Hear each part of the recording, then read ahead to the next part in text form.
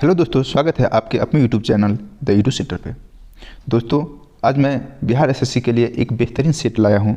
यह test series यदि आप लगाते हैं तो निश्चिंत रहिए कि एग्जाम में आपका एक सीट कन्फर्म है। सेट लगाने का मतलब इतना ही नहीं कि हम क्वेश्चन देख लिए, उसका आंसर देख लिए, बस हो गया। जी नहीं, सेट मारने का मतलब हमारे आंसर बताने से पहले आप उसको सोचिए, दिमाग में रखिए कि हाँ, इस क्वेश्चन का आंसर ये होगा, और कॉपी पे नोट डाउन कीजिए कि हमको कितना सही हुआ।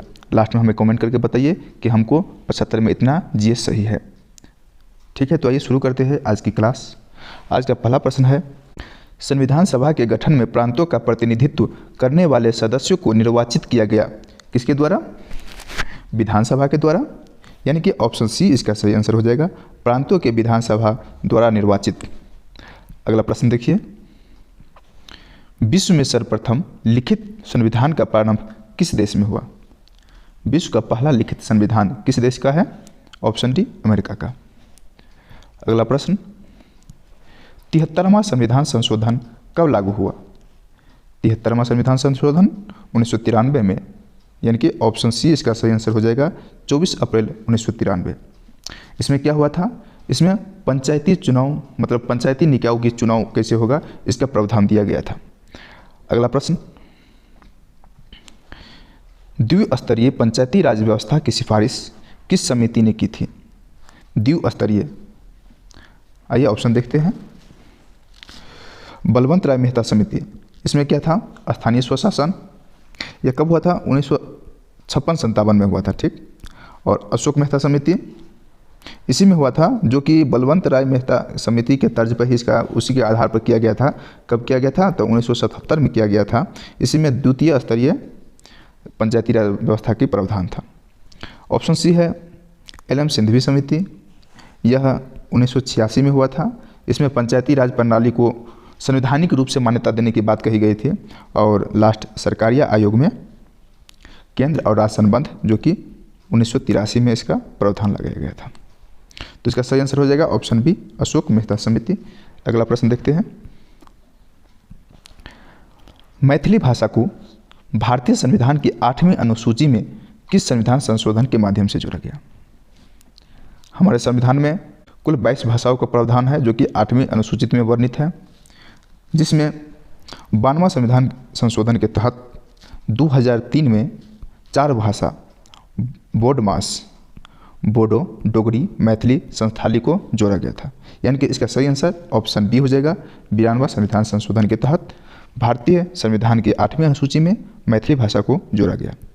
अगला प्रश्न देखते हैं, राज्य विधान परिषद में कितने सदस्यों का नामांकन राज्यपाल द्वारा किया जाता है? तो 1/6 सदस्यों का, ऑप्शन बी इसका सही आंसर हो जाएगा। अगला प्रश्न, निम्नलिखित में से कौन सा भारतवर्ष को एक धर्मनिरपेक्ष राज्य के रूप में वर्णित करता है? धर्मनिरपेक्ष शब्द का वर्णन कहाँ है? हमारे संविधान के प्रस्तावना में, यानी कि ऑप्शन डी। अगला प्रश्न, केंद्र शासित प्रदेश के मुख्यमंत्री जहां पर इस तरह का प्रावधान है, किसके द्वारा नियुक्त किया जाता है? यानी कि कहने का मतलब है, केंद्र शासित प्रदेश में मुख्यमंत्री का नियुक्ति कौन करता है? इसका सही आंसर ऑप्शन ए हो जाएगा, राष्ट्रपति के द्वारा। अगला प्रश्न, अशोक के काल में पाटलिपुत्र निम्नलिखित में से किस प्रांत की राजधानी थी? अशोक मौर्य वंश के शासक थे, जिसकी राजधानी पाटलिपुत्र, प्राची प्रांत की राजधानी पाटलिपुत्र थी। अगला प्रश्न, सिंधु सभ्यता के किस स्थल से स्वास्तिक चिन्ह मिला है? आइए ऑप्शन की तरफ। धौलावीरा से क्या मिला था? टेराकोटा मिला है। हड़प्पा से स्वास्तिक का चिन्ह मिला है, यानी कि ऑप्शन बी सही हो जाएगा। रोपर से क्या मिला है? तो मिट्टी का बर्तन, तांबे का कुल्हाड़ी। मोहनजोदड़ो से, इससे तो बहुत कुछ मिला है, जैसे गेहूं का साक्ष्य यहीं से प्राप्त हुआ था। मोहर मिला है, मापतोल का प्रणाली था वो मिला है, स्नानागार मिला है, अन्नागार मिला है, और नर्तकी का मूर्ति मिला है। अगला प्रश्न देखिए, 11वां नंबर प्रश्न है, बौद्ध धर्म के त्रिपिटकों के संदर्भ में निम्नलिखित में से कौन सुमेलित है? त्रिपिटक में 3 पिटक है, विनय पिटक, सूत पिटक और अभिधम पिटक। विनय पिटक में क्या कहा गया है? अच्छा, विनय पिटक को अनुशासन की टोकरी कहते हैं। सूत पिटक को बौद्ध धर्म के सिद्धांतों का उल्लेख है, सही है ये।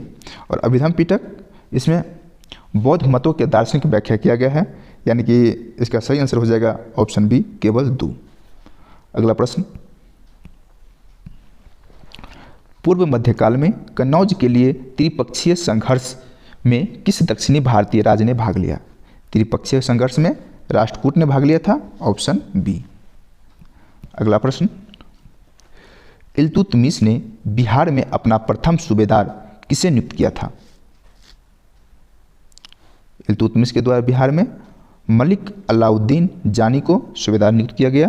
अगला प्रश्न, मध्यकाल में कश्मीर के किस शासक ने कश्मीर में जजिया कर हटा दिया तथा गौ हत्या निषिद्ध कर दिया था? अच्छा, सबसे पहले आप यह बताइए कि यह जजिया कर किसके द्वारा सबसे पहले लाया गया था? तो आप कहिएगा MBK, मोहम्मद बिन कासिम के द्वारा। और कश्मीर में किसने हटाया? तो जैनुल आबिदीन, यानी कि ऑप्शन सी इसका सही आंसर हो गया। अगला प्रश्न, डेनिश ईस्ट इंडिया कंपनी, जो कि डेन के थे, ने भारत में अपनी प्रथम फैक्ट्री कहाँ स्थापित किया? कहाँ किया था? ट्रैंकवर में, ऑप्शन ए ट्रैंकवर। अगला प्रश्न, पानीपत के तृतीय युद्ध जो 1761 ईस्वी में हुआ था, उस समय मराठा के पेशवा कौन था? कौन था? तो सबसे पहले आप यह बताइए कि पानीपत का प्रथम युद्ध कब हुआ था? तो आप कहिएगा 1526 ईस्वी में, जो बाबर और लोदी के बीच हुआ था। पानीपत का द्वितीय युद्ध 1556 में हुआ था, जो अकबर और हेमू के मध्य हुआ था। और पानीपत का तृतीय युद्ध जो 1761 ईस्वी में हुआ था, यह अफगान और मराठा के बीच हुआ था। अफगान से कौन था? अहमद शाह अब्दाली, और मराठा से सदाशिव राव। तो यहाँ ऑप्शन के अनुसार इसका सही आंसर हो जाएगा ऑप्शन सी बालाजी बाजीराव। अगला प्रश्न, निम्न में से कौन कैबिनेट मिशन का सदस्य नहीं था? AB Alexander, Lord Pethick Lawrence, sir Stafford Cripps. यह तीनों कैबिनेट मिशन का सदस्य था, लेकिन लॉर्ड बेबल कैबिनेट मिशन का सदस्य नहीं था। अगला प्रश्न देखिए, नेशनल हेराल्ड, जो कि अंग्रेजी में प्रकाशित होने वाली पत्रिका थी, इसकी संपादन जवाहरलाल नेहरू के द्वारा किया गया, ऑप्शन सी सही हो जाएगा। अगला प्रश्न देखते हैं, 9 अगस्त 1942 को कांग्रेस के प्रमुख नेताओं की गिरफ्तारी के विरोध में किसने बिहार में महाधिवक्ता के पद से इस्तीफा दे दिया था? किसने दे दिया? बलदेव सहाय ने, ऑप्शन ए। अगला प्रश्न देखिए, प्रसिद्ध कविता बटोहिया निम्नलिखित में से किसकी प्रसिद्ध रचना है? बटोहिया रघुवीर नारायण के द्वारा लिखा गया कविता है, यानी कि ऑप्शन सी इसका सही आंसर हो जाएगा।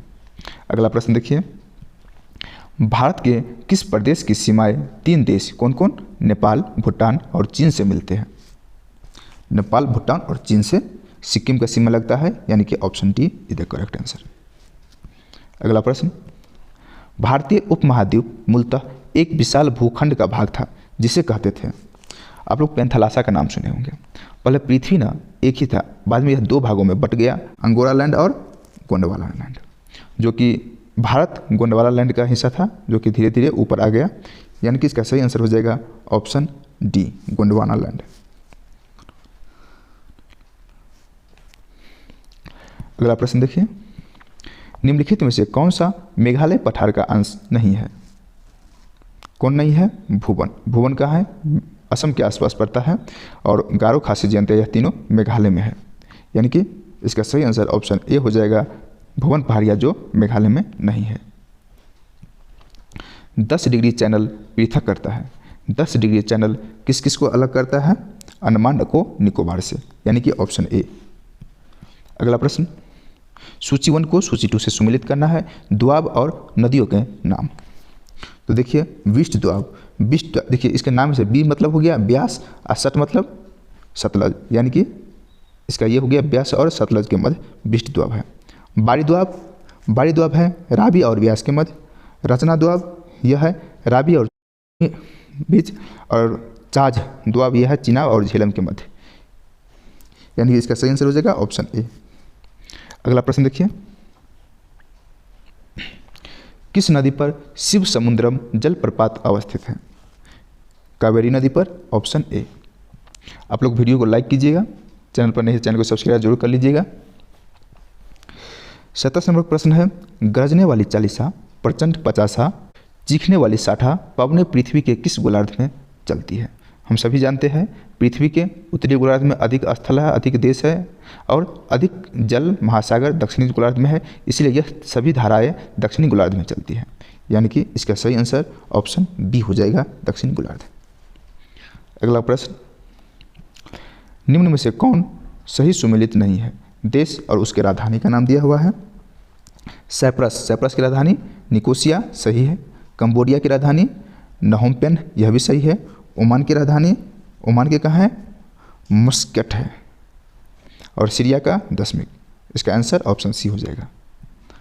अगला प्रश्न, निम्न में से किस एक से समावेशित विकास को बढ़ाने की आशा नहीं की जाती है?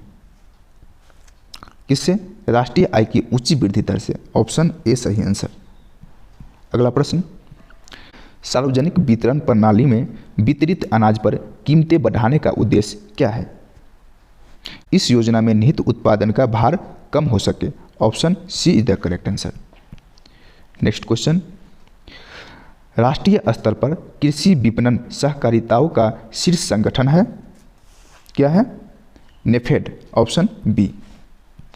अगला प्रश्न देखिए, विकास केंद्र उपागम किस योजनाओं के अंतर्गत अपनाया गया था? तो इसका सही आंसर क्या हो जाएगा? ऑप्शन ए है प्रथम पंचवर्षीय योजना। यह कब हुआ था? यह 1951 से लेकर 1956 तक चला था। ठीक है, इसमें कृषि एवं सिंचाई पर जोर दिया गया था, जो कि बहुत ही सफल योजना रहा, जो HD मॉडल पर आधारित था। द्वितीय पंचवर्षीय योजना यह 1956 से 61 तक चला था, जो एक असफल रहा। क्यों असफल रहा? तो इसमें भारी एवं आधारभूत उद्योग के साथ कृषि भी दिया, लोग कृषि को छोड़ के उद्योग की तरफ मूवमेंट कर गया, और यह PC मॉडल पर आधारित था। तृतीय पंचवर्षीय योजना यह 1961 से लेकर 66 तक चला था, जो कि सबसे ज़्यादा असफल कृषि भी था, उद्योग भी था, जो कि सैंडी चक्रवर्ती मॉडल पर आधारित था। ठीक है, और चतुर्थ पंचवर्षीय योजना है, जिसमें विकास केंद्र उपागम की योजना लाया गया था, जो 1969 से लेकर 1974 तक चला था, और इसी के बीच में ना द्वितीय इंडो पाक युद्ध हो गया था और दूसरी बार इमरजेंसी लग गया था। नेक्स्ट क्वेश्चन चलते हैं। अच्छा, इसका सही आंसर हो जाएगा ऑप्शन डी, चतुर्थ पंचवर्षीय योजना। अगला प्रश्न, निम्नलिखित तरल परिसंपत्तियों पर विचार कीजिए और इसकी तरलता के घटते क्रम में बताना है। तो इसका सही आंसर हो जाएगा सबसे ज़्यादा करेंसी की तरलता है, उसके बाद बैंकों के पास मांग जमा, उसके बाद आ जाएगा बैंकों के पास बचत जमा, और सबसे लास्ट सबसे कम बैंकों के पास सांविधिक जमा। यानी कि इसका सही आंसर ऑप्शन डी हो जाएगा। अगला प्रश्न, निम्नलिखित में से कौन एक जैविक अनुक्रमण के प्रावधानों का सही क्रम है? कौन है इसका सही क्रम? नगरीकरण, प्रवास, स्थापन, प्रतिक्रिया और लास्ट में स्थिरीकरण। यानी कि ऑप्शन ए ही इसका सही आंसर है। अगला प्रश्न, जैव विविधता के नाश का कारण क्या है? जीवों की प्राकृतिक आवास की कमी। हाँ, आवास की कमी रहेगा, नाश होगा, सही बात है। पर्यावरण प्रदूषण, प्रदूषण से भी नाश होता है। वनों का नाश, वन नहीं रहेगा तो कोई जीव का रहना मुश्किल है। भविष्य में हम लोगों पे भी संकट आने वाला है। आने वाला क्या है? संकट दिख ही रहा है। इसका सही answer option B, option D हो जाएगा, इनमें से सभी। अगला प्रश्न, प्रहरी ऐप को किस मंत्रालय द्वारा जारी किया गया है? प्रहरी ऐप को गृह मंत्रालय के द्वारा जारी किया गया, ऑप्शन ए। अगला प्रश्न, ग्लोबल फायर पावर इंडेक्स 2023 में भारत का स्थान कौन सा है? चौथा है, ऑप्शन ए। अगला प्रश्न, डस्टलिक 2023 सैन्य अभ्यास का आयोजन कहाँ किया गया? डस्टलिक किसके किसके बीच होता है? इंडिया और उज्बेकिस्तान के बीच, जो उत्तराखंड में होता है, ऑप्शन ए। अगला प्रश्न, केंद्रीय सतर्कता आयोग के नए अध्यक्ष कौन बने हैं? कौन बना है? Praveen Kumar Srivastava, option B. अगला प्रश्न, भारत वन स्थिति रिपोर्ट 2021 के अनुसार 2019 की तुलना में कितना किलोमीटर वन आवरण में वृद्धि हुई है? कितना kilometre? 1540 square kilometre, option A. 1540 वर्ग किलोमीटर, ऑप्शन ए सही आंसर। अगला प्रश्न, 32वां बिहारी पुरस्कार से किसे सम्मानित किया गया है? 32वां बिहारी पुरस्कार माधवा हाड़ा, ऑप्शन बी। अगला प्रश्न है पद्म भूषण 2023 से कुल कितने व्यक्तियों को सम्मानित किया गया है? पद्म भूषण 2023 कुल 9 व्यक्तियों को, ऑप्शन डी। नेक्स्ट क्वेश्चन है अंतर्राष्ट्रीय आयुर्वेद सम्मेलन 2023 का आयोजन कहाँ किया गया है? कहाँ किया गया है? Haridwar, option A Uttarakhand. प्रथम महिला premium league women premium league 2023 में ऑरेंज कप का खिताब किसने जीता? किसने जीता? Meg Lanning, option B. आप लोग कमेंट कीजिए तो कि ये महिला क्रिकेट कोच किस किस को पसंद है, कौन कौन देखते हैं, आईपीएल से ज़्यादा महत्व कौन देता है इसको। प्रसिद्ध पुस्तक नालंदा के लेखक कौन है? Abhay Kumar, option B. अगला प्रश्न विश्व कपास दिवस। विश्व कपास दिवस प्रतिवर्ष कब मनाया जाता है? कपास के लिए सबसे उपयुक्त मिट्टी कौन सा है? तो काली मिट्टी है और यह दिवस प्रतिवर्ष 7 अक्टूबर को मनाया जाता है, ऑप्शन बी। अगला प्रश्न है रिलायंस की जियो मार्ट ने किसे अपना ब्रांड एम्बेसडर बनाया है? जियो मार्ट का brand ambassador MS Dhoni, option C. अगला प्रश्न हाल ही में किस राज्य के याक चूरपी को GI टैग मिला है? याक चूरपी किसका है? तो यह अरुणाचल प्रदेश का है, यानी कि option be the correct answer. अगला प्रश्न सूर सरोवर पक्षी विहार कहाँ स्थित है? यह विहार आगरा में है, ऑप्शन डी। अगला प्रश्न इनमें से कौन सी नदी गंगा में उत्तर दिशा से आकर मिलने वाली नदी है? ऑप्शन ए है गंगा, गंगा में ही मिलना बोल रहा है और गंगा है, यानी कि गलत हो गया। ऑप्शन बी कोसी, बूढ़ी गंडक, हाँ ये दोनों गंगा में आके मिलता है जो कि उत्तर दिशा से, यानी कि ऑप्शन बी सही हो जाएगा।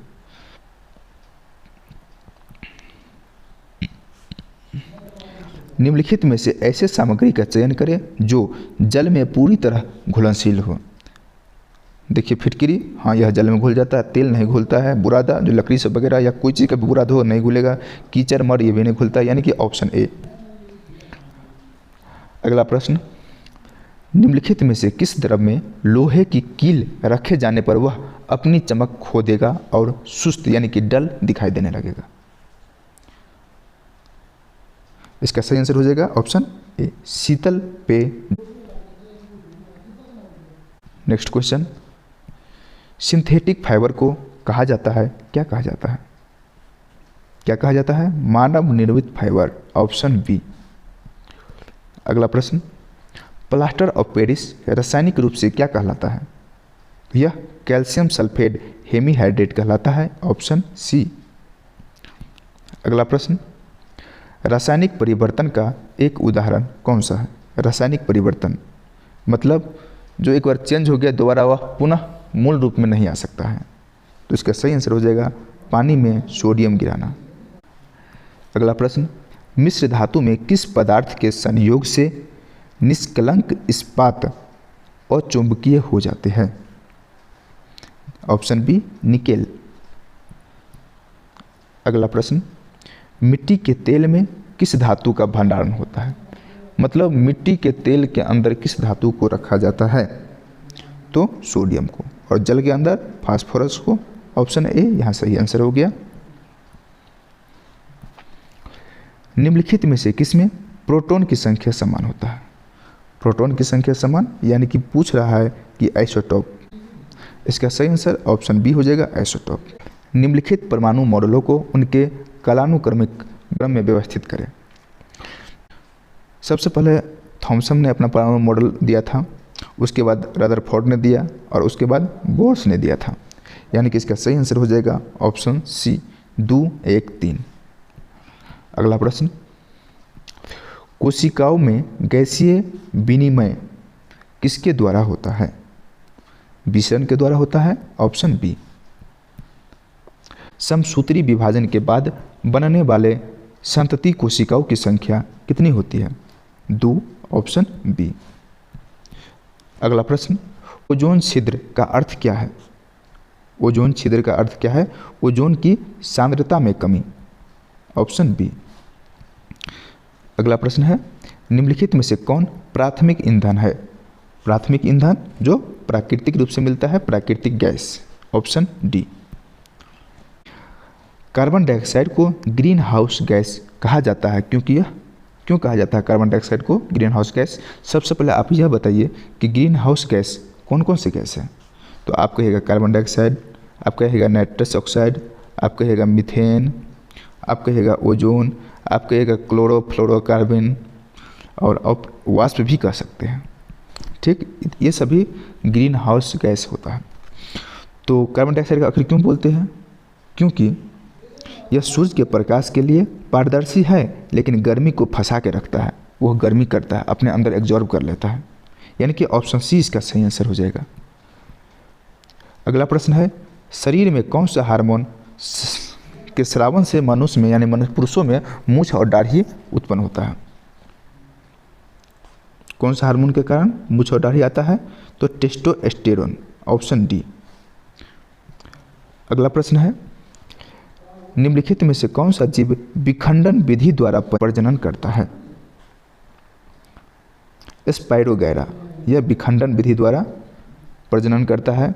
हम अमीबा को भी ले सकते हैं, वो भी ना ऐसे रहता है, फिर यहाँ से टूट जाता है, विखंडन हो जाता है। अगला प्रश्न है, समतल दर्पण में हमारे चेहरे की छवि कैसा बनता है? वर्चुअल बनता है, ऑप्शन सी आभासी। अगला प्रश्न है, वस्तु से प्रकाश के गुजरने की घटना क्या कहलाती है? कोई एक वस्तु है, प्रकाश उधर से आ रहा है और यहाँ से लौट गया, तो क्या कहलाएगा? परावर्तन कहलाएगा। और प्रकाश आ रहा है और लौटा नहीं, उसके अंदर छेद कर दिया, मतलब घुस गया, उसके अंदर से गुजर गया, तो क्या कहते हैं? उसको अपवर्तन कहते हैं, यानी कि ऑप्शन बी। अगला प्रश्न, फ्यूज तार का विशिष्ट प्रतिरोध क्या होता है? प्रतिरोध उच्च होता है और गलनांक निम्न होता है, यानी कि ऑप्शन ए इसका सही आंसर हो जाएगा।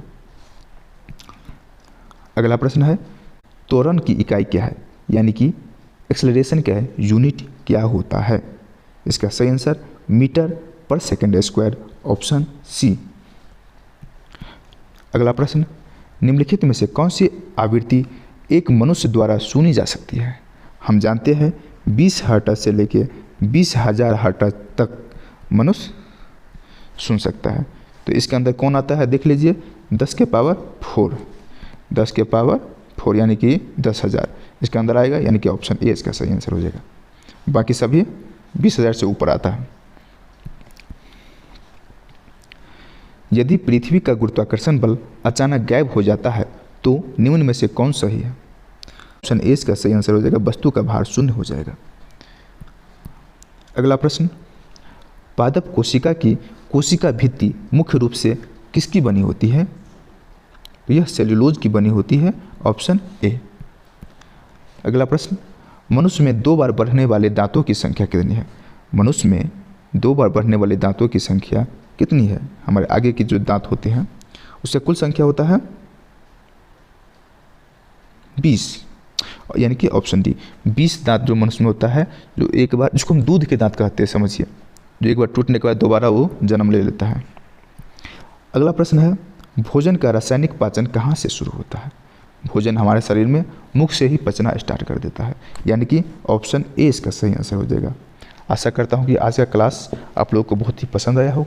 वीडियो को लाइक कीजिएगा, शेयर कीजिएगा और चैनल को सब्सक्राइब जरूर कर लीजिएगा। धन्यवाद।